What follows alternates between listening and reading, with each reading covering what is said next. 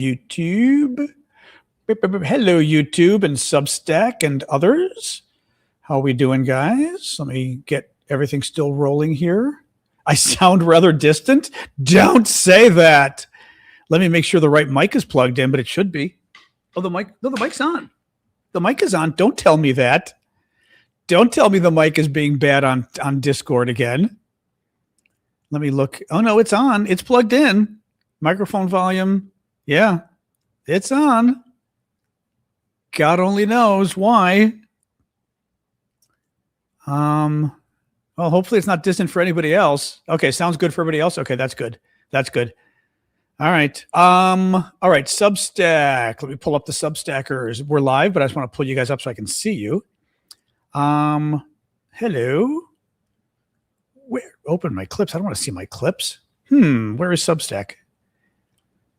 Where is Substack? Schedule stream. Did it not schedule it? Oh, it didn't schedule my stream. I thought I scheduled it. Oh, Jesus Christ. Okay, it did not schedule my stream on Substack. There we go. Weird. Oh, wait. Oh, that's bad. Wait, that means my, hang on, guys. Substack is being bad. Well, I'm live on Substack already. Wait, where the hell's my stream? All right, Substack, if you guys are there, I don't know where you are. This is bad. This is bad. Let me see. I don't know where you are. Is that where I am? Oh, you are there. Thank God. Okay, Substack, you're there. Okay, phew. It claimed I hadn't set you. You are there. Okay, it claimed I hadn't set you up, and then I was like, oh, shit. And then it claimed it was actually running, and I was like, wait, what? Okay, Substack is good. All right, Substack is good. Anyway, I don't know what you're talking about, Dave, or who you're talking to. All right, guys. Anyway, for everybody else, it's fine. All right. Well, nothing I can do, Jeff. All right. Let me get TikTok going, and then we are good. All right. All right. Whew, sound is good for everybody on YouTube. Okay. Well, for everybody else, it's good, Jeffrey. God only knows. Who the hell knows? I mean, this thing is so, it's very frustrating. I'm glad it's only one person, but it's still very frustrating. Anyway, welcome everybody on YouTube, by the way. Thank you. Who was that? Strangetown Files. Very nice of you to become a member. I appreciate that. So thank you. I saw that right when I was getting the show set up. I was like, oh, thank you. All right. Welcome, guys. Welcome. So much news today. I'm going to see if I get through it because it's a ton of news. Ton of news. Oop, hang on. TikTok being weird. Let's see. TikTok audio. There we go. All right. How's TikTok now? I just unplugged and replugged, which should get TikTok working okay. Is TikTok okay now? There we go. Remember, TikTok gets funny. All the audio. TikTok gets funny because when I have my microphone plugged in before I go live on TikTok, it often doesn't recognize it. I've got to unplug and replug. It's crazy. It shouldn't be echoing at all. That it should not be doing because I'm on my good microphone. So anybody who's echoing, maybe leave and come back. I'm going to assume, I was going to say the rest of you probably are not echoing. Yeah, no. If you're echoing, leave and come back. You should be okay. All right. Hey, James in the UK. All right, guys. That's right, Dave. You were the one that was having the weird stuff before on your end. I remember that. Anyway, all right, guys. So welcome. We have a very busy news day today. Lots of Trump news, Iran, China. Oh my God. I mean, it's Cuba. It's literally Kash Patel, the election, insider trading, Trump's billions he's giving his followers, that scam. I mean, it is a cornucopia of bad Trump news today, unfortunately. So kind of crazy. I'm not even up on the UK stuff. I know I was reading that Keir Starmer might be leaving or something, the prime minister. Not even up on that stuff. I mean, I read about it. Greenland, exactly. Trump, I think, sent his idiot. Oh, hey, Savage. Look at two of you becoming members today. Thank you, guys. That was out of the blue. I appreciate that. So like the UK prime minister might be stepping down soon. He's in trouble. I don't even know why. I don't even know why. It's just like insane, absolutely insane. But anyway, guys, welcome. I'm John Aravosis. Anybody who hasn't been here before, I cover the news. I try to look at what's going on and give you guys sort of an expert sense. My background's politics, journalism, law. I've got a Georgetown law degree, master's in foreign service, international relations from Georgetown. I've written for The Economist. I've worked on Capitol Hill for 5 years as a top aide to a senator. So a lot of different background in politics, writing, journalism, activism, everything else, international affairs, and try to use that to basically go through the news, create a show, and then walk you guys through what I think are the important stories today, and hopefully give you a sense, especially on the U.S. politics, give you a sense of, I do speak 5 languages as well. I don't know if that helps me for some of this, but to try to give you guys a sense of what's going on under the news. All right, let's get rolling here. So thank you guys. Please do keep the gifts coming. We already had 2 new members today on YouTube, which was incredibly generous of folks. I do this for a living, so your gifts and memberships, or super fans on TikTok, for example, would be members. All of that stuff is very much appreciated, so keep it coming. And let's get rolling. Like I said, there is a ton of news today. Let's start with Iran, okay? Total cluster F again. Trump caved again. He tacoed again. So yesterday, out of the blue, Trump starts getting very upset. I pulled up the tweet, but I wasn't even going to read it. Thank you, Dolphin. Trump freaks out this weekend at the media. The media, they'll lie. All they do is lie. Iran could give up entirely, and the fake media would lie. They hate me. And you're like, okay, dude, calm down. Well, that happened at the same time that Trump came out yesterday and threatened to blow up Iran again. Listen to this. He's going to bomb them if they don't cave fast. The clock is ticking for Iran. They better get moving fast towards a deal, or they're not going to have anything left. Oh, thank you, Diana. Oh, very nice gift from Diana. Ooh, that was a super nice gift from Diana. Thank you for that. Very cute too. Thank you for that. So yesterday, Trump is threatening again out of the blue, and we're all going, "What's going on? Iran better cave, or we're going to bomb them again." Bup, bup, bup. Well, guess what just happened? Trump just issued a statement. I have ordered the bombing of Iran to be delayed. Oh, God. Actually, this gets even crazier. Trump, I'm going to read you his quote, actually, because it's insane. But as I'm reading this, I want you to keep in mind, Trump is announcing the secret bombing that was going to happen of Iran tomorrow is now not going to happen because negotiations are going, by the way, negotiations are going so well. Yeah, sure they are, right? This has been 3 months of bullshit with this guy claiming, right, we're on the verge of peace, everything else. But he's claiming that he had secret plans to bomb Iran tomorrow because they're not being serious in the talks. Why announce it? I mean, why? It doesn't make sense. Why is he, what the hell is that? What the hell is that? Hold on. This is pissing me off. Oh my God. There we go. Oh my God. This is really pissing me off. Okay. Sorry. My StreamYard is giving me some ridiculous thing. I don't know why it's showing me this, but whatever, I'll live. So yeah, StreamYard is just like hiding your comments. It's pissing me off. If he was going to, sorry, I'm getting all distracted here. If Trump secretly had plans to bomb Iran tomorrow because they weren't serious and now has called off the plans to bomb Iran, why does he have to go public to let us know, don't worry, I've called off the secret plans I had to bomb Iran tomorrow, but they were secret plans. We didn't know he was planning on bombing Iran tomorrow, so he doesn't have to go public to tell us that he's now no longer bombing them because, right? Like what? He's lying. I mean, he's lying again. Anyway, let me get my Trump wig on. We have, there we go. We have Trump to read. Trump's newest tweet. Al Thani, the Crown Prince of Saudi Arabia, Mohammed bin Salman Al Saud, and the President, Qatar, sorry. I have been asked by the Emir of Qatar, Tamim bin Hamad Al Thani, the Crown Prince of Saudi Arabia, Mohammed bin Salman Al Saud, and the President of the UAE, Mohammed bin Zayed Al Nahyan, to hold off our planned military attack of the Islamic Republic of Iran, which was scheduled for tomorrow, in that serious negotiations are now taking place, and that, in their opinion, By the way, whenever Trump says in someone's opinion, he's lying. That's one of his tells. In their opinion, as great leaders and allies, a deal will be made which will be very acceptable to the United States of America, as well as all countries in the Middle East and beyond. This deal will include, importantly, no nuclear weapons for Iran. Based on my respect for the above-mentioned leaders, I have instructed Secretary of War Pete Hegseth, the chairman of the Joint Chiefs of Staff, General Daniel Kane, and the United States military that we will not be doing the scheduled attack on Iran tomorrow, but have further instructed them to be prepared to go forward with a full, large-scale assault on Iran on a moment's notice in the event that an acceptable deal is not reached. He's lying. He just caved again. He just caved again. He announced yesterday that he was going to bomb Iran, and it only took him one day to cave again. By the way, this is the bullshit he did a couple weeks ago when he claimed that some foreign leader, thank you, Nickelodeon, he claimed Pakistan. I forget the exact quote. He claimed Pakistan. Remember? Remember when he was going to wipe Iran from the face of the planet or whatever the hell it was? And then he claimed, Pakistan has asked me not to.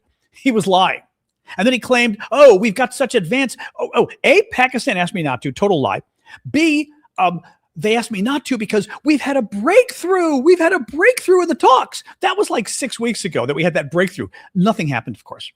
He's exactly. He was checking the stock market. He wanted the stocks to go up.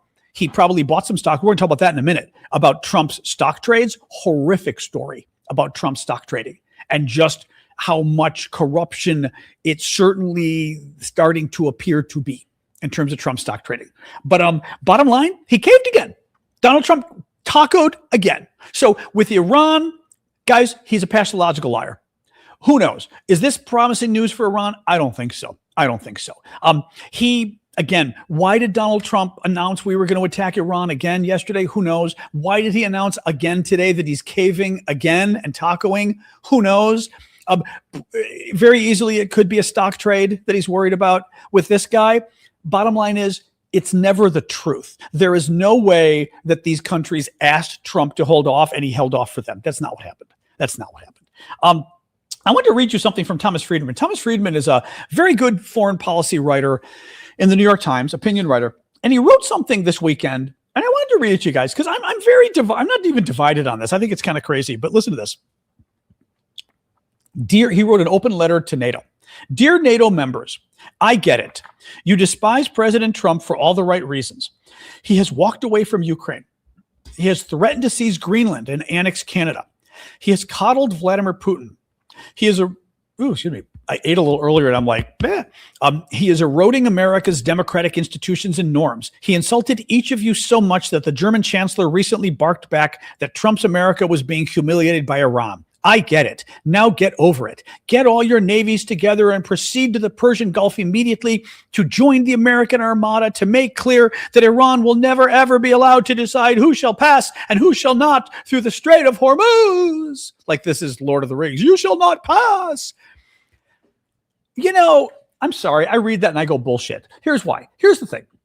I am very realpolitik. Okay. Hey, Michael. We were just chatting earlier. I am very realpolitik about a lot of this stuff, meaning I'm very realistic about policy. I am not a big fan of people who, on principle, we're just not going to do that, even if it's a good idea or whatever. Like on something like this, like on principle, we shouldn't help Trump because he's been mean, or that's not how you decide policy, right?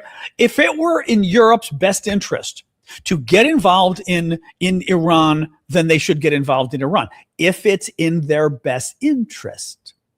I mean, that's how every country should analyze. And part of that analysis is the relationship with the U.S. That's part of the calculation, right? Part of the calculation Europe needs to make is the relationship with the U.S. Will it be helped or hurt if they do go in, if they don't go in? The problem is that analysis is sadly bullshit. Meaning, yeah, will Donald Trump like you for it's not called a Hollywood minute. What's it called? Will Donald Trump like you for a millisecond if you go and get involved with the war with Iran? Yeah. 1 week later, will he hate you again? Yeah. So as far as like currying favor with America, Yeah, a Scaramucci. Oh, that's good, Dave. Yeah, exactly. Donald Trump will like you for a Scaramucci, which is like 9 days. That's it. That's it. He's going to hate you again. You know he's going to hate you again. And there's still a decent chance he's going to declare war on you in Europe. And Canada, there's a decent chance he's going to steal some of your territory. So, right. So if you were to go to war in Iran, Donald Trump, it'll curry favor for about 9 days, and then he's going to hate you again. So that's useless.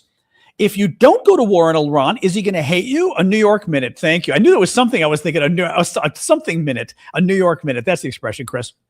Is he going to hate you guys more if you don't go to Iran? Sure. Is he going to hate you more than he would hate you anyway? No, because he hates you anyway. He's going to screw you. He's going to stab you in the back. You're not allies. You're not friends. He doesn't care about you, and he's not going to defend you, and he's not going to help you. He's always going to screw you unless you become dictatorships like Hungary was trying to become. Then he'll like you. So anyway, so the first part of the analysis is, if you help Trump in Iran, does it help Europe in the long run with their relationship with America? No, he's going to fuck you over in about a week or two after that anyway. So what else? Do you need the oil? Yeah. Do you need the Strait of Hormuz opened? Yeah. If Europe gets involved, will it open the Strait of Hormuz? Not clear. Will it be worth it? Not clear. How many troops will die? European and Canadian and Australian and everybody else's troops will die if you get involved in the war? Hard to say. Is it worth their deaths? I don't know. I'm not convinced. As a new European myself. Final point I was thinking with this was, the final point is America. Again, America currently hates you. I love you, but our government hates you. Our government is going to shit on you. Our government is not your friend. Our government is not your ally. Our government is your enemy, basically. Frenemy at best. With that in mind, we already said that by going to war, you're going to get a small blip in the relationship. He's going to like you for 9 days, a Scaramucci, and then he's going to hate you again, right? So going to war with Trump isn't going to help you in the long run in terms of your relationship with Trump. Will not going to war possibly teach America a lesson and make things better for you in the long run? Yes. Will not going to war tell Donald Trump F you? And sometimes do people who tell Donald Trump F you do a little better with him in the long run because they've stood up to him and he likes it? Yes. Right. Also, you've just got to keep in mind your relationship. You're not just sending a message to Trump. You're sending a message to the American military, to the American generals, to the Republicans in Congress. You need to send a message to a lot of different people that if they want to sit back and be quiet while Donald Trump destroys the relationship with Europe and with NATO and with the allies, that's fine. But then they better be prepared for what comes next. And if the U.S. military wants to sit back and be quiet while Donald Trump destroys our relationships with the military and the world, that's fine. But they've got to think if that's what they want, right? And the same thing for Republicans in Congress and everybody else. So, and the American people, frankly, as well. You know what? The American people also need to think about this. Right. And honestly, putting on my European hat, if the Americans want to go in and lose a lot of troops with this stupid war in Iran, then let the Americans do that. But maybe Europe shouldn't help them out. Maybe the Americans should suffer whatever price America has to suffer to reopen the Strait of Hormuz because we're the ones who shut it. And maybe that will teach Americans a lesson not to do this again because they voted for Trump. They still support Trump. I mean, independents don't. Independents screwed us. They finally flipped. Gee, what a surprise. Independents finally figured out Trump was bad. Surprise. Worse than Democrats. Surprise. Right? Republicans still support Trump. Well, then maybe Republicans should send their boys and girls over to Iran to fight and see how they like it, depending how it goes. Because, by the way, Donald Trump said again this weekend, that was part of why he went after the news this weekend again. Iran's destroyed. Their military is destroyed. Their military is totally destroyed. Okay, well, then feel free to reopen the Strait of Hormuz, Donald. Repeatedly this weekend, Donald Trump went after the media and said, military, they keep saying Iran won. We won. The war's over. We won. Yay. Then feel free, America, to use your troops, your boys and girls, to reopen the Strait of Hormuz since Iran no longer has a military, according to Donald Trump. Since Iran's military was obliterated, their navy, their air force. Great. Then you go and use your military to open it up because it's all been mission accomplished. Exactly what Rob just said, mission accomplished. If Donald Trump wants to claim mission accomplished, then you don't need Europe's help. Bye-bye. Moving on. Donald Trump's $1.8 billion scam was announced today. Remember I warned about this? It came true. Donald Trump is stealing $1.8 billion taxpayer money to give to his family and friends. Yay. Best part is it's only going to go to people who tried to do things like overthrow the government or collude with the Russians, like the worst of the worst. Just to give you background, Donald Trump, private citizen Donald Trump, sued President Donald Trump for $10 billion because President Donald Trump oversees the U.S. government and private citizen Donald Trump says the U.S. government released his tax returns illegally. And since the U.S. government, and there was somebody apparently inside the IRS who did release Trump's tax returns, and we found out he didn't pay taxes for like 10 to 15 years. But because his tax returns were released, private citizen Donald Trump sued President Donald Trump for $10 billion. Well, President Donald Trump just decided to settle the lawsuit with private citizen Donald Trump, and he's giving him $1.8 billion for his friends and family to use. Now, at least the original story last week was that Donald Trump himself will not be able to get any of the money. I'm a little suspicious about that. Whether his family can get it, we're going to see. His businesses reportedly could get it. So what's the difference, right? I mean, if in the end, hold on, Alexa, lower the temperature 1 degree. If in the end, Donald Trump, thank you. If in the end, Donald Trump cannot receive any of the money directly from the $1.8 billion, but Donald Trump's company can, then what the F is the difference? Donald Trump's company can just get $200 million and give Donald Trump a bonus check. What's the difference, right? So the question now is, so basically it's $1.8 billion of your money and my tax money. It's going to go to the worst of Donald Trump's supporters. And I was thinking about this a couple minutes before the show started, guys. This isn't just an issue of them stealing $2 billion, okay? And it's not just an issue of them giving it to the worst human beings on the planet. This is going to go to the election deniers. This is going to go to the people who tried to violently overthrow the government, is our big fear, to the January 6ers. But it's going to go to the crazy election deniers, right? It's going to potentially go to that woman who just got pardoned out in Colorado, who was involved in election fraud. Right? It's going to go to the people who were involved with all the Russia crap that Trump did. All the crap these did. It could already, they gave money. They gave money to Carter Page. They gave money. Didn't they give money to Michael Flynn? Did I not read that they gave money to Michael Flynn as well? I mean, the worst of the worst, okay, are going to get the money. So get ready for the January 6th insurrectionists, the 1,600 people who tried to violently overthrow our government. Some of them convicted of sedition, who Donald Trump pardoned. Get ready for them to get our money. But it gets worse. It gets worse. Okay. I put on my political hat and I thought, this money going to people like Michael Flynn and these guys, this money is going to the worst Republican activists, the worst meaning the best, right? The most influential, the craziest Republican activists that are out there. Who's going to get this $1.8 billion? This is Donald Trump's way of taking taxpayer money, your money and my money, and funding the activist base of the Republican Party. This is $1.8 billion potentially going to the Proud Boys, like Rob just said, right? The Oath Keepers, the white supremacist groups, even the more mainstream crazies. We would call them crazies. Does Charlie Kirk's group get this? I don't know, right? Do all the election deniers get it? Probably, right? This is literally $1.8 billion that could be funneled now to pretty much every Republican activist group out there. 1.8 billion, guys. Do you know how much damage they can do with the election with $1.8 billion going to their activists? I mean, this is scary stuff. Let alone the Oath Keepers and the other white supremacist groups, the Proud Boys, getting hundreds of millions of dollars potentially. This is scary stuff. It's not just offensive. It's not just stealing our money. It's not just the worst of the worst getting money. It's the people that can do the most damage to our democracy suddenly getting funded to the tune of $1.8 billion. Oh yeah, they gave $5 million to Ashley Babbitt's family. The woman who tried to storm through the Capitol, the secure area of the Capitol with all of her armed friends and tried to get through there. Yeah. and got shot because she didn't obey a cop's order and tried to break into an area, secure area where members of Congress were trying to stop from being killed. They gave her $5 million to her family, $5 million of our money to their family.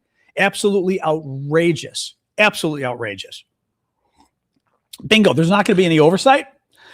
They said like the five people that are going to oversee the money are all going to be appointed by Trump's crazy attorney general, that crazy guy who's a MAGA activist. And he's a nut job, literally activist nut job. He's going to oversee the people who get appointed. Donald Trump can fire any of them whenever he wants. So Trump will control the panel, the independent panel. Trump will control them. The oversight is being removed. So there's going to be no oversight. There's going to be no, other than Trump being able to fire everybody, there's going to be no transparency. We're not going to be told how they made the decision. We might not even be told, find out today, we might not even be told who they're giving the money to. 1.8 billion with a B dollars of our money that they're going to give to Trump activists, including people who tried to overthrow the government possibly. And they removed the restrictions that make them at least tell us who they're giving the money to. This is so, and again, they don't care, guys. This is the kind of corruption, Democrats in Congress are trying to sue, but it's not clear whether they can sue. I mean, I'll give them credit because Trump and his people have found corruption that nobody even imagined before. The idea that the president could sue himself. We need to do that next time. Seriously, next time, I think, honestly, this is what Democrats need to do. At the very least, we need to do exactly what Republicans did. If they get away with this, Democrats need to make clear in the next administration, there will be a $1.8 billion fund that goes to pro-democracy organizations, civil rights, and everybody else around the country. And say, nope, that's it. If Trump can do it, we can do it. I mean, it has to be. All the monuments get torn down, or we're going to get monuments to Barack Obama and every black, gay, and trans person on the planet. Well, other people too. Right? Bill Clinton, you name it. But I mean, at the very least, say it's going to be even. We're going to even it out, and that's the way it is. But I mean, these people. I mean, well, at the very least, ooh, that was weird. My sound was off and it came on. That was kind of scary. My computer sound I had turned off and it turned itself on. I was like, and I'm not even near my computer. I'm like, that's a little weird. Well, I say Donald Trump sued Donald Trump. Donald Trump sued the Internal Revenue Service. That's the first thing. Second point is, it doesn't matter. It is very difficult to sue the federal government. The lawsuit probably would have lost. The court was about to throw the lawsuit out because the judge said, this is like illegal on its face. Donald Trump cannot sue himself and then have it be a fair lawsuit. There's no way, right? But what happened was, I'm going to give the dog water in a second. What the judge was about to throw the case out. So Trump settled with himself and got rid of the judge. The government is allowed to reach a settlement in any lawsuit because maybe the case would get thrown out. Maybe you can't sue Donald Trump. Maybe, right? But you've got to go to court to get the case thrown out. And Trump, as president, can settle the lawsuit with himself before it goes to court. Not to court, before the court throws it out. And it is not clear that the judge has any ability to oversee that. Let me give the dog a touch of water and we'll come right back. A touch of water, Weinekins. Here you go. One more. Oh, there you go.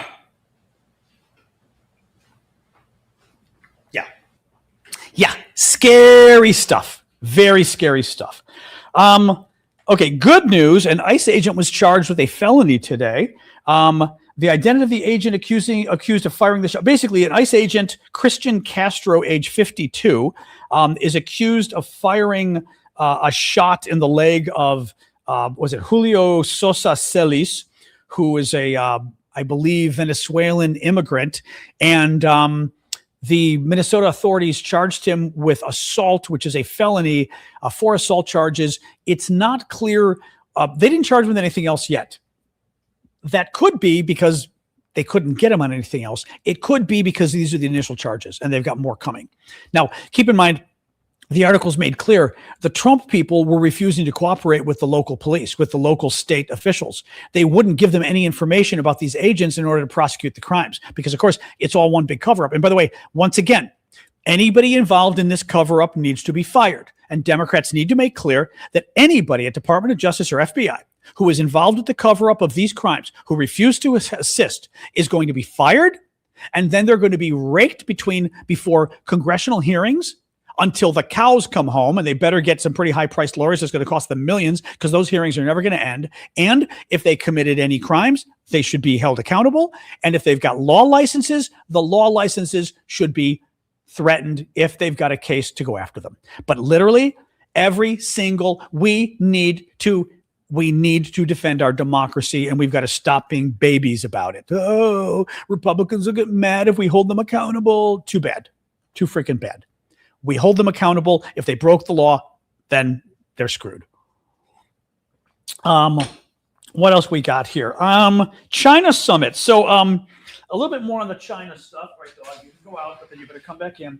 The dog keeps wanting to go outside, but it's like 95 degrees out. So I keep letting her go out, and then I'm like, okay, that's enough. You're coming in, but trying to let her be happy. China, Trump on Brett Baer's show on Fox News. Baer, you said this summit is a success. What's the most significant specific win for the U.S.?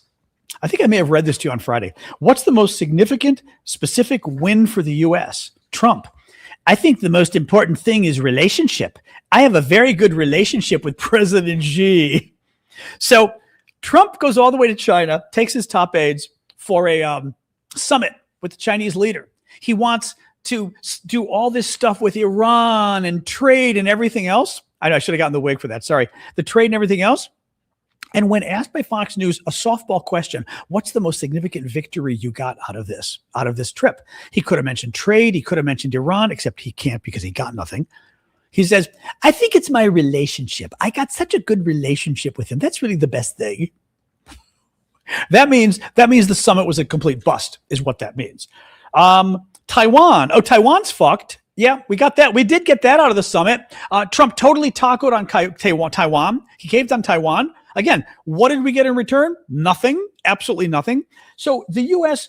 for years, and again, we talked about this on Friday, but we'll talk about it again today because unfortunately it's going to be more and more and more in the news. Let me see. Hey, don't you dare. Hey, get in here. Come on. I saw that. Come on in. Thank you. All right. She was going for dirt again. The dog goes for dirt. I don't mind letting her go outside, but not for dirt. Taiwan. Very complicated. Or they're not, Carol? I don't know. Do we not have any mods on TikTok today? I don't know. I think we do. Carol thinks there's no mods on TikTok. Probably not correct, but that's fine. If there are any that can go over there. No? Really? Okay. Sorry. Maybe folks couldn't make it today. I don't know. I don't know. Maybe Ash isn't here today. I don't know. Sorry, making me forget what I was talking about here. Taiwan. So yeah. So Taiwan. They're not. That's surprising today. It's funny. I think everybody was off today. That's all right. Let's just talk about this. So Taiwan, I'm not too worried about it. Oh, her son's graduation. Okay. You know what? I was over in the chat and I didn't see that mentioned today. That's okay. Of course. I didn't see it mentioned today. Long story short, Taiwan and China were part of the same country, and then the communists took over. And as I recall, a bunch of the leaders escaped to Taiwan, and Taiwan ended up being basically a remaining bastion of freedom and democracy and did very well for itself over the years. I consider it an independent country. The U.S. is careful. Taiwan itself is careful not to call itself an independent country because the Chinese leaders get very upset and threaten to invade if the Taiwanese declare independence. So basically, everyone's very careful about not kind of going there, right? Well, the U.S. Thank you, Jackie. The U.S. has always had a position of I'm forgetting what we called it. Sort of intentional. Thank you for the bear, Jackie. Intentionally being vague about what we would do if China invaded, right?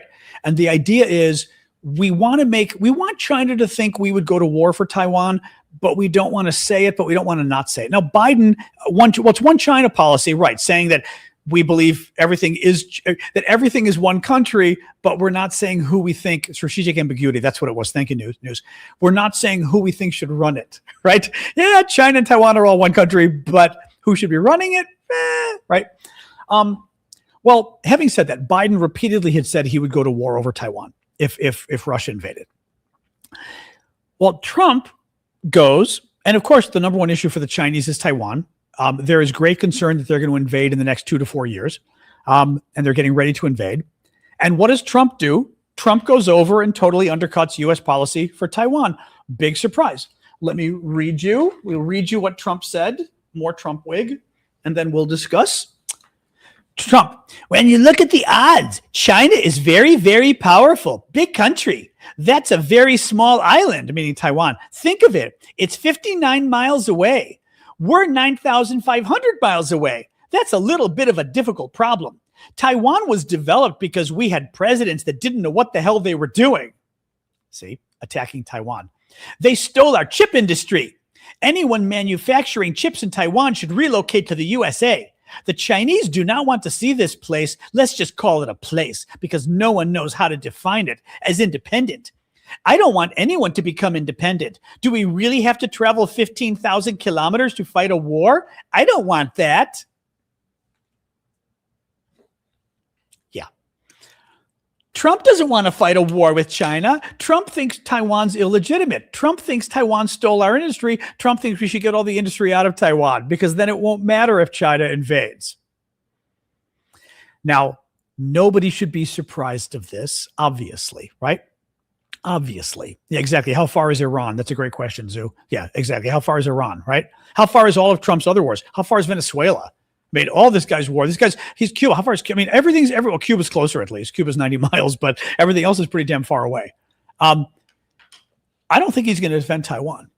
Oh, Flynn got 1.25 million. And Flynn especially. Flynn was like, didn't he confess? Mike, or plea? My God, Flynn was guilty. Unbelievable. They're going to give money to Dinesh D'Souza now too, probably. All of these guys are going to get money. All of them are going to get money. Steve Bannon will get money for his contempt charges. It's all going to be unbelievable. These people. But so yeah, Taiwan. He's going to ban in Taiwan. I'm not surprised though. Again, he doesn't believe in our allies. He believes in dictators. He believes in America's enemies. Trump wants China to like him. Trump wants Russia to like him, not America, him. He wants his own business deals. He wants his own Trump Towers, whatever it is, whatever they've got on him, whatever they're offering him, we don't know. But what we know is Trump wants China to like us, and Taiwan is in the way, just like Europe's in the way of Russia. He wants Russia. He doesn't want Europe. So he wants to get rid of Europe, and he hates you guys. He hates Taiwan too. He's not going to come defend Taiwan. The problem is he's going to start a war with Taiwan and China. Trump, just like he is with Russia, Trump is sending the signal to Russia and to China that they should invade, that they can invade. And if they do, America's not going to get involved, which makes it much more likely that they will invade. And when they do invade, then you're in trouble. Because if Russia invades Europe and goes to war, good luck America staying out of that war. Good luck keeping America out of that war. Even Donald Trump, I think he's going to be in real trouble if there's war in Europe and we don't get involved. And the same thing with Taiwan. Even though his party is a bunch of pushovers at this point, I still think if China takes over Taiwan, Republicans are going to crap themselves. The Republican Party does not like China, really doesn't like China. Donald Trump really wants China to be his friend.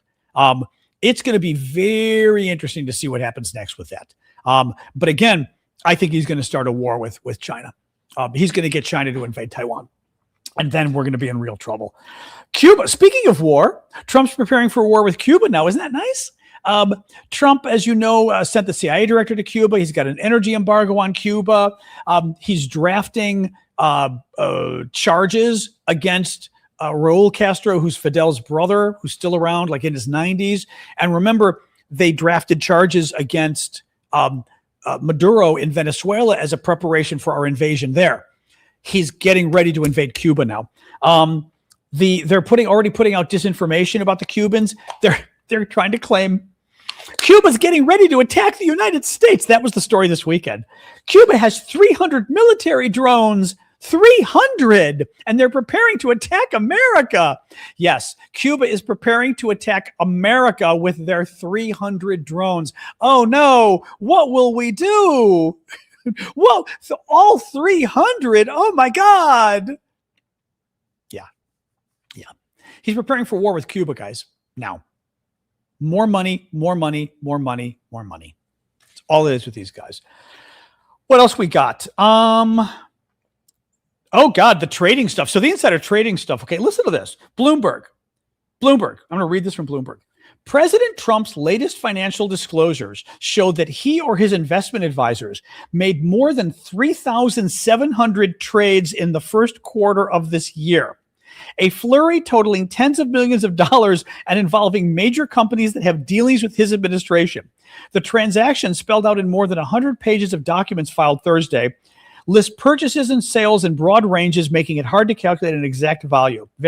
But the volume of trading, more than 40 per day, over 40 trades a day over a 3-month period, stands out as much as the potential dollar value. Quote, "This is an insane amount of trades," said Matthew Tuttle, chief executive officer of Tuttle Capital Management, in an interview, adding that it looks more like something done by a hedge fund with massive algo trades that buys and shorts securities than a personal account. Listen to the companies he invested in. In the first quarter, now I'm going to list these companies. Do any of these companies sound familiar to you in terms of Trump's actual work as president? In the first quarter, the president bought at least 1 million each in companies including NVIDIA, Oracle, Microsoft, Boeing, Costco, and other trades involving eBay, Abbott Labs, Uber Technologies, AT&T, and others. He had specific, like NVIDIA. I mean, thank you, Terry. I invest in NVIDIA. I bought stuff a long time ago in them. I'll be upfront about it. He invested in NVIDIA and didn't tell us, and at the same time was publicly doing stuff to get NVIDIA involved with like all the China stuff and everything else. Start giving them benefits and things they could do. Right. I have no idea what that means, kind-hearted. Sorry. I'm reading what you're, the reason I got flustered, I was trying to read what you were writing, and I'm like, I'm not understanding the English there. There's more. Thank you, Sadie. Keep the gifts coming, guys, on TikTok. Judd Legum, who's very good. I don't know what you call Judd. I've known Judd forever. I don't know what you call Judd, though. He's a writer currently, but sort of political analyst, fact checker, this kind of stuff. Judd went through the financial disclosures more in depth. Listen to what he found. On March 11th, Trump toured a Thermo Fisher scientific facility in Ohio and repeatedly praised the company. On the same day, Trump bought between 15,000 and 50,000 of Thermo Fisher stock. The purchase was unsolicited, meaning it was requested by the customer, not recommended by an advisor, meaning some person involved with Trump called and said, buy it. It wasn't his advisor who decided on his own to buy it. 2, Trump purchased between 50,000 and 100,000 in Micron stock on March 25th, also unsolicited, meaning some person called the advisor and said, buy it. The next day, Trump called into Fox News and said he had just met with Micron's CEO and called Micron one of the hottest companies. The day after, he secretly bought between 50 and 100,000 in their stock. This stuff's crazy, guys. Trump purchased between 1 million and 5 million. Hey, dog, stop, please. Hi. Trump purchased between 1 million and 5 million of Dell Technologies on February 10th. During an economic speech in Georgia, only 9 days later, Trump told the audience to go out and buy a Dell computer, saying the company made phenomenal products. Again, we're finding out today that he invested in these companies. He bought them months ago, and then right after he bought them, pumped the company publicly. Kaiser Family Foundation reports as well, there's a separate report, that Trump's stock trades included up to $680,000 in Eli Lilly as his administration was preparing policies that would benefit the drug company's GLP-1 business. GLP-1 is the fat reducing business. He was investing in Eli Lilly as he was getting ready to do stuff that was favorable for Eli Lilly. This is, of course, it's insider trading. It's absolutely insider trading. It is. Thank you, Aaron. And the best Republicans come up with is Obama was black. Somebody pulled that on Twitter today. Obama was black. He was divisive. Like, Obama was divisive because he was black. Let's stop the Obama. But also, that means Trump can steal billions of dollars because Obama was black? Seriously? The corruption? This is the most corrupt president we have ever had in the history of the United States. The only good thing is none of this has to deal with his job. None of this has to deal with his job.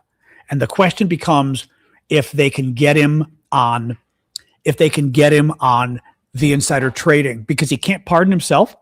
He's going to try, but he can't pardon himself. And even the Supreme Court stuff, the trade itself wasn't what was illegal. Well, the trade itself might have been illegal, but let me rephrase this. You can promote the company this is what gets interesting, actually. The interesting thing will be whether the Supreme Court can try to argue that the insider trading was somehow core to his job as president. I don't think so. I guess they're going to have to prove that Trump had a hand in it.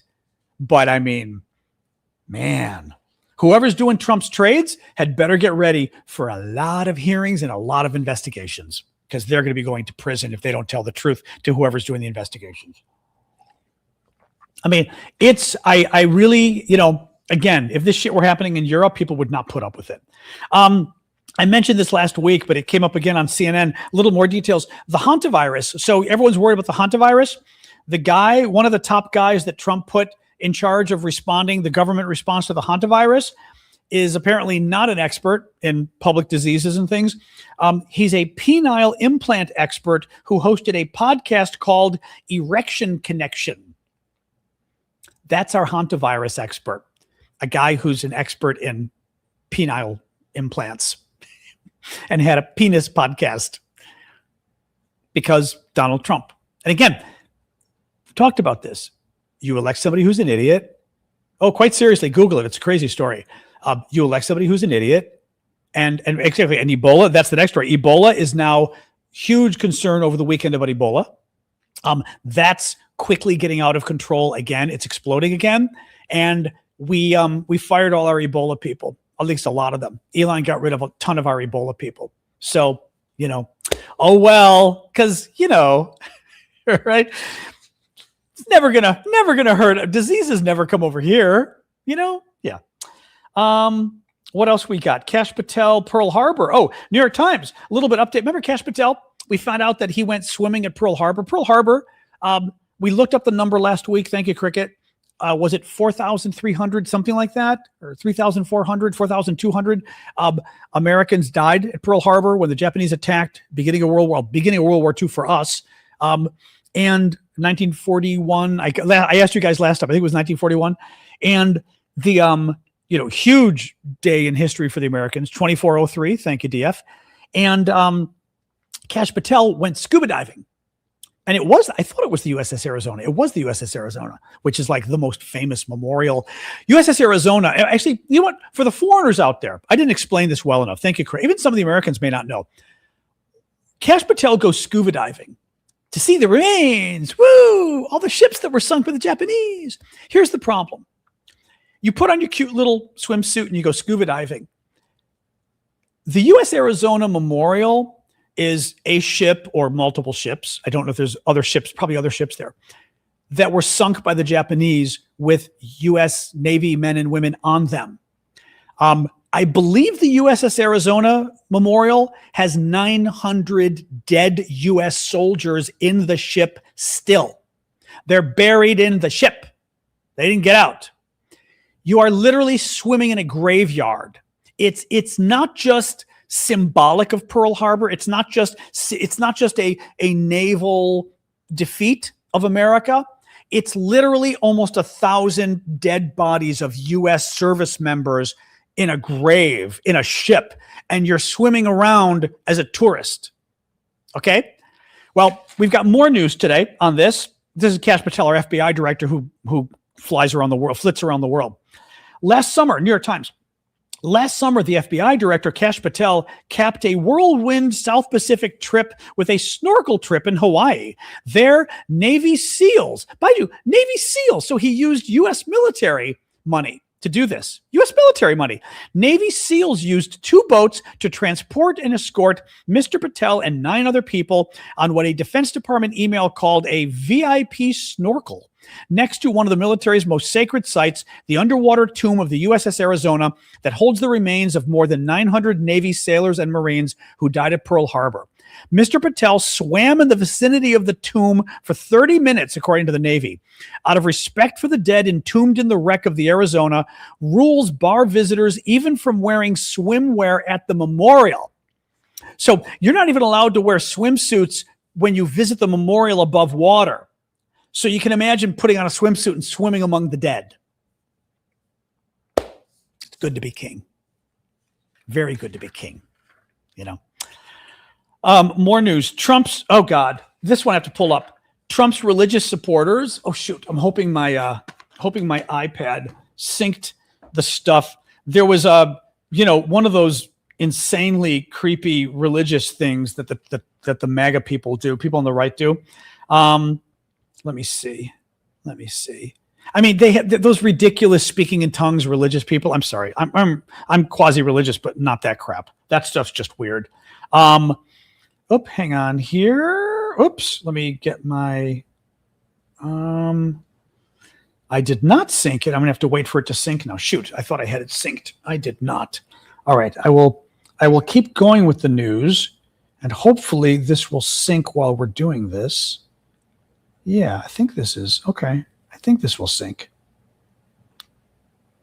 Yeah, we'll have to wait a minute, and hopefully in a minute this will sync on its own. We'll see. I'll do some other stories and come back to it. Deep. Thank you, brown-eyed girl, for that. There was a huge Ukrainian drone attack on Moscow overnight. That was a big deal, including oil refinery and airports. Russia is facing its first sustained net loss of territory in Ukraine since October 2023. So basically, Russia has been losing land in Ukraine, and they've been continuously losing the land, which is what's great. And it's been sustained and continuous now, which is really bad for Russia and great for Ukraine. It's the first time since October of 2023. So that's a huge deal. Could be Starlink, because remember finally Elon shut off Starlink to the, I'm trying to get this to sync now. Come on. Finally shut off Starlink to the Russians, and it caused a massive problem for them, which of course is a very good thing. Let me look here. Okay, it should be, yeah, I'm still waiting for this thing to sync. Well, we're going to see if it syncs. Hopefully it does. CBS economy poll. 7 in 10 Americans say they're frustrated or angry with the Trump administration's approach to the economy. According to a new CBS News poll, 65% say Trump's policies are making the economy worse, at least in the short term, and only 27% say they approve of his handling of inflation. On the war, the New York Times, come on, guys, sync, please. Oh, here, now it's syncing. There we go. Okay, it's syncing now. On the war, New York Times, decision to go to war with Iran. Was it right or wrong? Overall, Americans, right, 30%. Thank you, Corvette. Wrong, 64%. Among Republicans, only 70% say it was the right decision. That's important because Republicans should be in the 90 percentile, right? It should be 95% of the Republicans who say it was the right decision. Only 70% of Republicans say it was the right decision to go to war in Iran. That's very interesting. What else we got here? CBS News poll, Trump's approval rating among white non-college voters. Okay, this is interesting. White non-college voters, meaning, actually, hang on. I'm like looking here. Favorites. Where's my favorite? Those are my favorites. Okay, we're gonna wait for this to keep going here. White non-college voters, traditional Republican voters, traditional Trump voters. So looking at them in the poll, so in other words, white people who didn't go to college, right? Because once they go to college, they tend to vote Democratic. Not going to college, not so much. Listen to the poll numbers. White non-college, white voters who didn't go to college. February of 2025, right after Trump becomes president this time, approve 68%, disapprove 32%. So approval 68%, right when Trump takes over a year ago. Now 46%. It dropped from 68% to 46, 22% drop, point drop. Disapproval 54. Disapproval was only 32. Yeah, that's very bad. EPA, the Environmental Protection Agency, on Monday proposed repealing limits on 4 types of forever chemicals in drinking water. Yay! While delaying regulations on 2 others. So Donald Trump decided to make it easier for us to get forever chemicals in our drinking water. Isn't that nice? Because who doesn't want plastics in our drinking water that are never going away, right? I mean, yeah. Gotta love these people. Hang on, I'm looking again at this. Is it loading? Still waiting for it to load. Not yet. All right. Sasha, stop, please. I hear you. I know. All right. Still waiting for my videos to load. I'm going to show the video in a minute. Trump's attorney general says the election was rigged of 2020. Actually, this was kind of good. I'll show the video in a minute, but Trump's attorney general, who's the MAGA activist, who's horrific, says that the 2020 election was rigged, and again, classic from the Trump people. He explains, he goes, well, it's been really hard to find proof because they were so good at what they did, the crooks who stole the election. And you're like, wait a minute. They were so good at what they did that you can't find any proof of what they did. Either they were really good crooks because you can't catch them, or they didn't commit any crimes because you can't find any crimes, right? There's always that possibility too. As Trump approaches 80, his age is becoming a growing issue. Actually, The Atlantic did an interesting, Sasha, stop.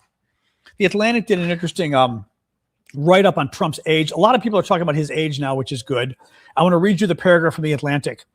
As Trump turns 80 next month, his recent behavior should prompt even more questions than usual about his stability, judgment, and mental sharpness. Among the points of concern, I'm bending down and petting my dog. Among the points of concern, a late-night social media storm a few days ago featuring more than 50 messages, many strewn with dangerous or nonsensical misinformation, which followed a similar Truth Social broadside weeks earlier, an apocalyptic threat to wipe out a civilization, more and more insults such as nasty, stupid, ugly, treasonous, hurled at reporters, appearing to fall asleep in public sometimes twice in 1 week, deep bruises on his hands, which are covered in makeup and accompanied by confusing explanations, and long, odd tangents in speeches that seem longer and odder than his usual tangents. Never known for his ability to self-censor, Trump seems to have completely abandoned any sort of filter, tossing out messages from one extreme, he's glad that Robert Mueller is dead, to the other, actually Trump is Jesus and shall heal the sick. Interesting. I've got a C-SPAN reporter I want to show you. Okay, here's the one I want. Actually, a couple of things I want to show you. Okay, this one is interesting. This one is I was starting to talk about the religious people, the speaking in tongues kind of people. They have some kind of weird MAGA Pentecostal thing this weekend, right? The religious right thumpers. And this guy is on stage, this religious leader. And I want you to listen. I'm going to play it a couple times to listen to carefully what this guy said. It's insane. It's hard to believe. It's insane. It's hard to believe that it would take 2 centuries for the Lord to raise up a great man to bring that ballroom finally to stand where it needs to stand. It's extraordinary. We only had to wait 200 years. It's hard to believe that it would take 2 centuries for the Lord to raise up a great man to bring that ballroom finally to stand where it needs to stand. It's extraordinary. We only had to wait 200 years. Okay. First of all, anybody claiming to be a Christian who thinks Donald Trump is even vaguely in cahoots with God is crazy. Absolutely crazy. The most un-Christian leader we have ever had. Secondly, God put Donald Trump as president because God wanted the White House to have a new ballroom that could seat 1,000 people rather than 400 people? I mean, are these people even serious anymore? I mean, how corrupt are you as far as sucking up to Donald Trump? You know what I mean? God elected Donald Trump because God wanted America to have a new ballroom. I mean, I'm sorry. It was in the 10 Commandments. I mean, like really, they're just, it's so fucked up. It really is. Another one, hang on. I've got a couple here. Oh, this one cracks me up. Somebody did an AI video of Trump. Oh, thank you, Canada Zen. You get a goat, pick a goat, any goat. I'm going to show the China thing first, but pick a goat. Somebody did a China AI with Trump. Hold on. All right. The AI of Trump in China.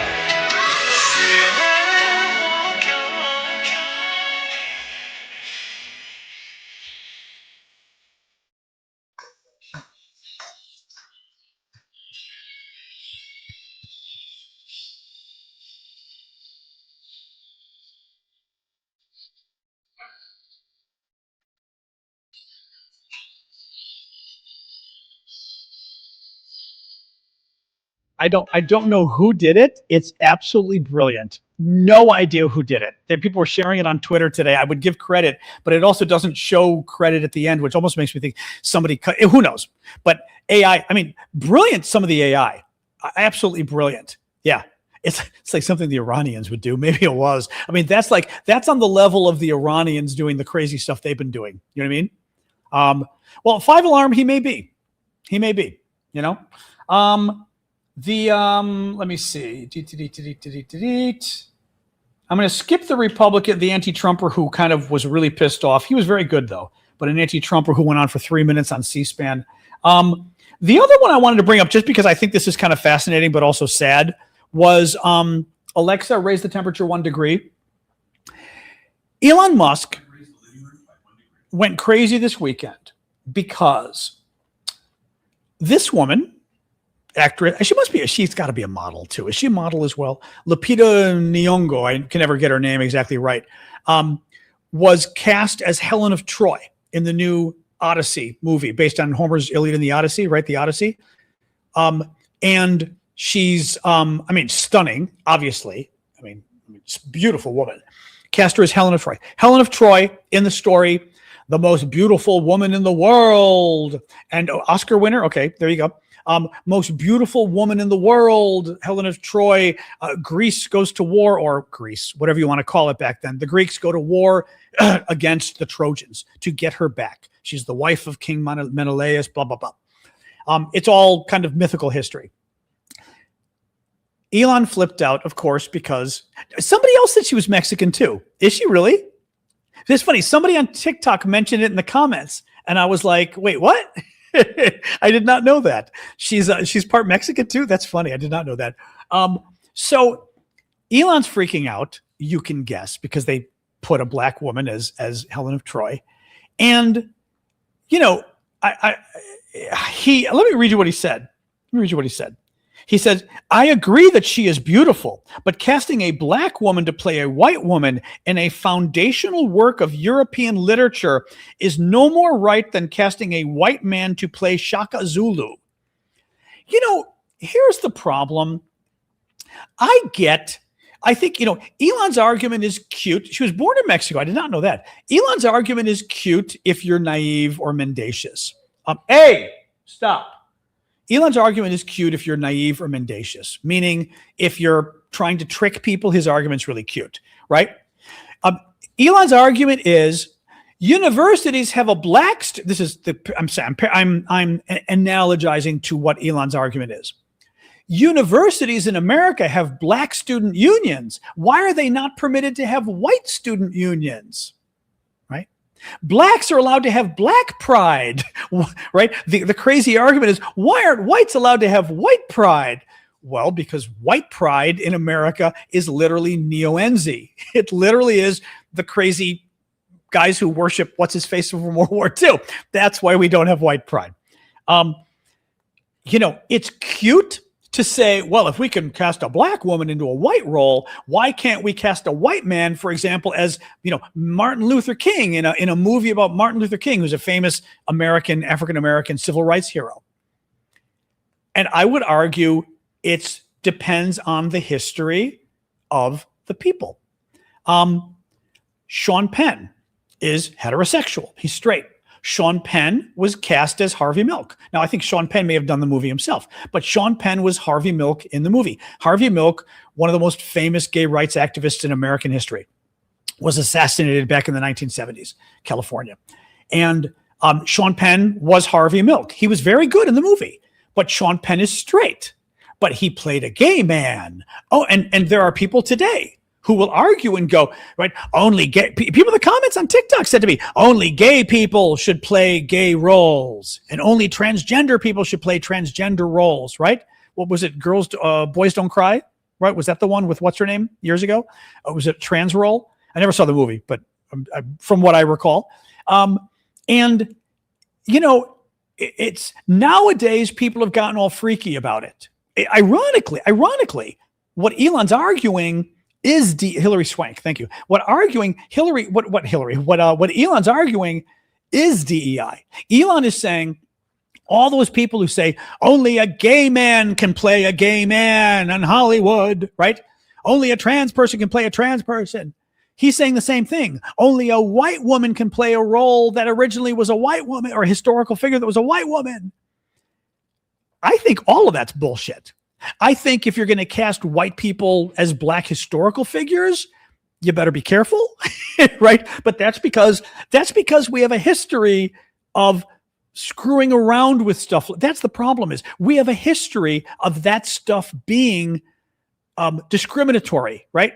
I mean, it's not that, a double standard. That's not why, right? It's that black people have been discriminated against. What Elon's trying to do. Elon's trying to claim, white people are so discriminated. This is like all these guys, right? White people are so discriminated against. No, we're not. No, we're really not. And there's no history of discrimination against white people either. We do very well in America and in much of the world, certainly in Europe as well, right? And Canada and Australia and New Zealand. Anyway, I just wanted to bring it up because it's just like, also reading it too, I was like, which somebody just raised on TikTok, but somebody said in the comments too, they were like, well, why is it okay to have Helen of Troy be a white woman? Like, shouldn't Helen of Troy then be Greek? I mean, right? It's a myth. She's a fictional character, we believe. I even Googled this before the show to make sure. The experts tend to believe she's fictional, but, just that she's a fictional work, but it's a super famous work of Western literature, right? Homer's Iliad and the Odyssey.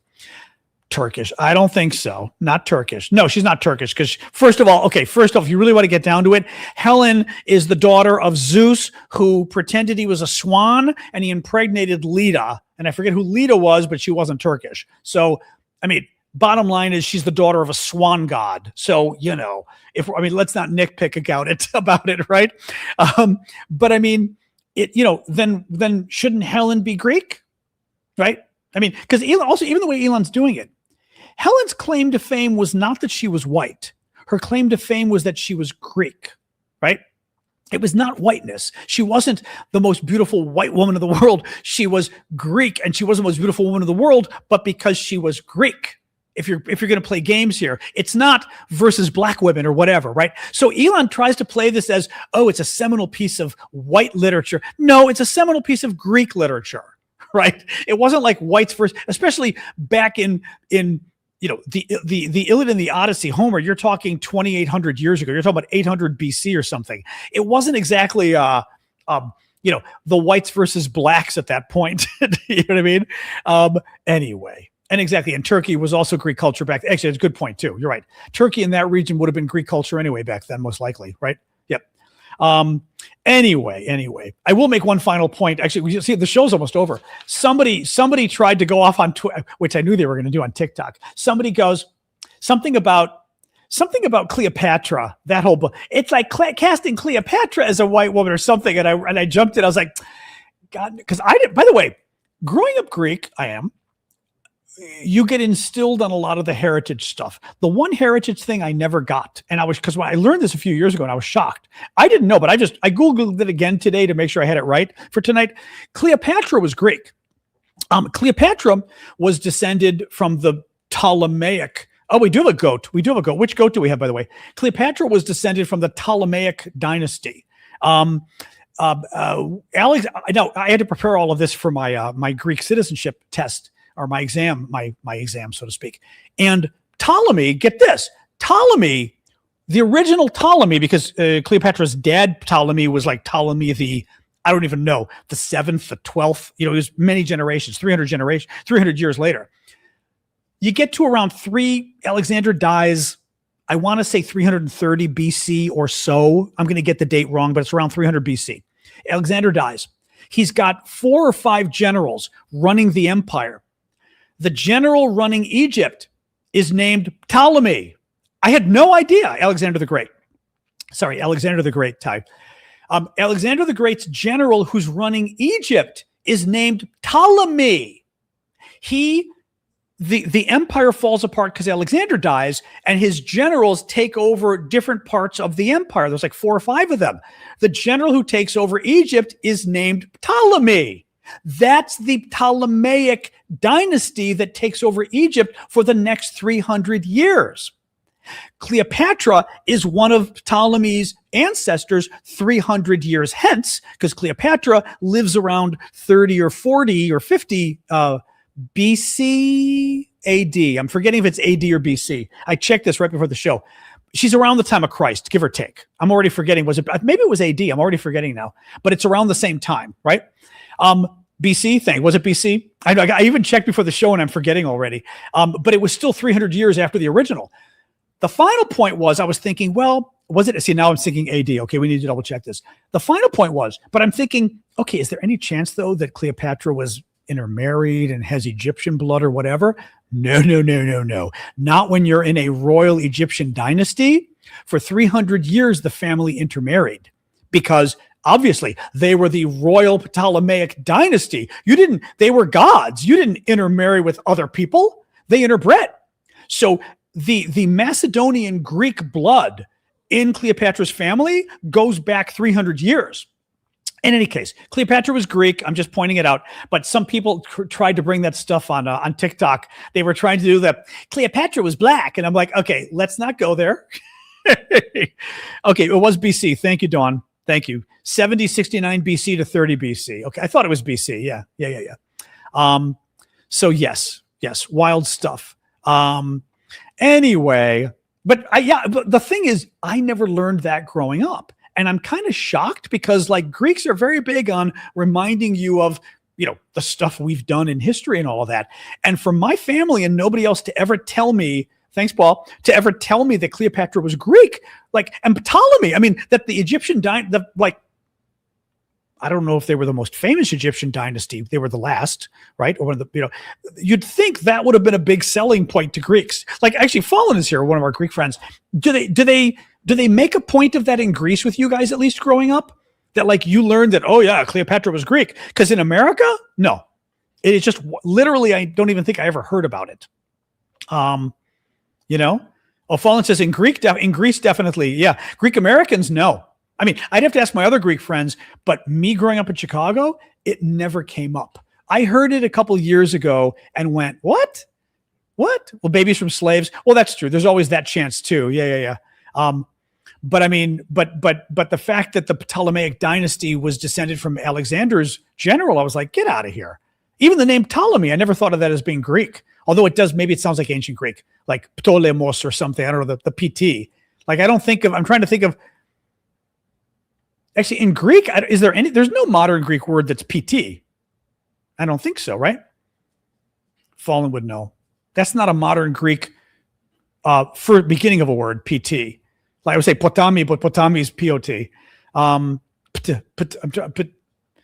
She says there are? Oh, what, like dinosaurs? Like dinosaurs or what? What, you want to go out there again? Go on again. Oh, sorry. Go on again, Sash. It's up to you. Well, pterodactyl. Okay. An area of Greek, Ptolemaic. Okay, sure, but that's an area of Greek. I'm saying, like, are there any words that are used in Greek that are not based on pterodactyl? Looks like it's based on ancient. I know. Check my shirt. Yeah, but this is ancient Greek, is my guess. You know? Yeah, Ptolemy, of course. That's what I'm saying, though. But all of that's based on ancient. Ptosi? I don't know what Ptosi is. You know? Yep. Anyway, it's interesting. But yeah, no, I had, but like I was trying to think of it. I was like PT. Anyway, I never knew Ptolemy was one of Alexander's ancestors. Like I said, until I had to prepare for my Greek citizenship stuff, and I was like, get out of here, because one of the things sometimes they ask you is about Alexander. Fallen, Ptosi. Fallen means Ptosi. Ptosi, really? Okay. Deruga. I don't know any of that. Ptosi. To fall. Ptosi. What's the word? Ptoso? What's the actual word? I don't know the word in Greek. That's funny. To fall. Ptoma. Ptoma? Pteruga. A wing? Oh, that's funny. Although that sounds like you're getting into pterodactyl or whatever. Oh, actually, is pterodactyl is the ptero in wing from wing? Like winged fingers? Is that what pterodactyl is? I don't remember anymore. Anyway. There's Ptoma, actually. Ptoma. Is Ptoma just PT? I think so. So Ptoma would be one. Actually, now that I think about it, right? That's true. He could ask boyfriend. He could tell us too. Petto is I fall, but fall is Ptosi. Oh, okay. Petto. Pefto or Pefto. Oh, Pefto. Pefto, I know that word. Yes, I know Pefto. But Ptoma, isn't Ptoma PT? Ptoma is a corpse or body. Well, I think it's more like a corpse. It could be body, corpse, I guess. Or Ptoma is a corpse, I guess, more. Ptichos. Is it ptichos or ptichos? Is it phi or p? Sorry, now we're getting into all our Greek here. Sorry, user 535. Is it PT or FT? Yeah, Ptoma is a body, yeah. A fallen body. Oh, that's interesting. Okay. Sorry, ptichio. Ptichio. I know the word ptichio. You're right. Ptichio is not a cabinet or a drawer or whatever, is it? What's ptichio? Sorry, we're getting into our Greek. I don't mean to get you guys into my Greek class now. Remind me what ptichio is before I go. A ptichi is fold? Ptosis is a fallen eyelid. Oh, that's interesting. Ptichio is a degree. Okay. Ptichio. Okay. Yeah, I know. I could ask boyfriend. It's okay. Ptichio is a degree or diploma. Okay. That was in my Greek class like a couple months ago, but I don't remember it. Well, yeah, medical terms, I'm sure. Okay. Interesting then. Okay. All right. I'm going to get going, guys. We're already at 7:20. So yes. And I thought the whatchamacallit was pretty good this weekend. Watch it. All right, I'm coming. Oh my God, I'm coming. The whatchamacallit. Oh, we didn't do this right. One of you wanted we had a screaming goat. What goat did we have? Remind me. But the Eurovision, thank you. Eurovision, I thought it was pretty good this weekend. I didn't want to get online with it because, like I said, I lost my voice last year. Last year was when I lost my voice again, was Eurovision, just because even though I wasn't talking the whole time, it was 4 hours and I lost my voice. So I didn't want to do it again, but I did watch it. It was I thought it was good. As always, the best ones don't win. I mean, that's a given, but it was good. It was quite, I enjoyed it. So, anyway, well, I'm not sure which guy I will give a random goat here. We'll do the Halloween goat. That's always the favorite. Okay, dog. Yep, one more. Greek festival was quite good too. You boycotted in the UK. I know Israel. Well, I say Israel was the same thing happened last year. Israel. The bottom line is the international audience loves Israel. Same thing happened last year, but then they loved Bulgaria even more. But the international audience last year loved Israel too. It's actually very interesting. But anyway, all right. Oh my God. Okay. I'm getting whined at by the girl. The Italian was weird. The Italian was some 56-year-old guy. Now, I don't say, thank you, Josephina. I don't have any problem with people like older people, but I'm a little confused as to a 56-year-old man on Eurovision. He dyed his hair black. He had like a lot of facelifts. He looked like he was 65 and was trying to be this. It was terrible. I mean, Italian, he's saying okay, but I was like, what are you doing? Bulgaria won. And she was okay. Wasn't my taste, but she was okay. She wasn't bad. The British guy was, the Brits were pretty bad. The Greeks were really bad. Sadly, the Cypriot was good, but there were a number of them. I'm trying to remember there were a number of them that were very good though. Like the kind of, the young guy towards the beginning was really good. I'm forgetting, kind of dark hair, very young looking. He was quite good. He didn't do well. Like a number of the ones that were great didn't do well as always, you know, but there were a number of them that were quite good, that were quite interesting. And then of course there's always a couple that decide to do like acid rock or something, or not acid. What's not even acid rock, like with the scary like, you know, with the scary masks and stuff. The Brits, yeah, the Brits. I just didn't think the Brits were that. The Brits guy was that good. I think it was kind of goofy. But then again, it's Eurovision, metal. There, thank you, Nino. It was metal. Yeah, Eurovision. You never know, I guess, right? You know. But it was enjoyable though. A number of them were quite good, which I liked. And like I said, the good ones didn't win. I mean, Bulgaria was fine. She was fine. I remember Moldova was. I liked Moldova. I can't remember now. Moldova. Some of the Scandinavians I liked. I can't remember. The German, I don't think I liked. France was okay. I can't remember well enough. The Italian guy was like, eh. The Greek was eh. The Cypriot was, she was beautiful. The Cypriot was decent. She was very pretty. Anyway, I can't remember all of them. Anyway. All right, guys, let's call it quits. It's late. I will see you all tomorrow. Thank you as always for joining. I think we did pretty well with not too many mods on TikTok anyway. Not too crazy today. We had a good turnout too. Yeah. The UK got a single point this time. Oh, yeah, I know you got 1 point. That was bad. That was pretty bad. Yeah. What do? You know?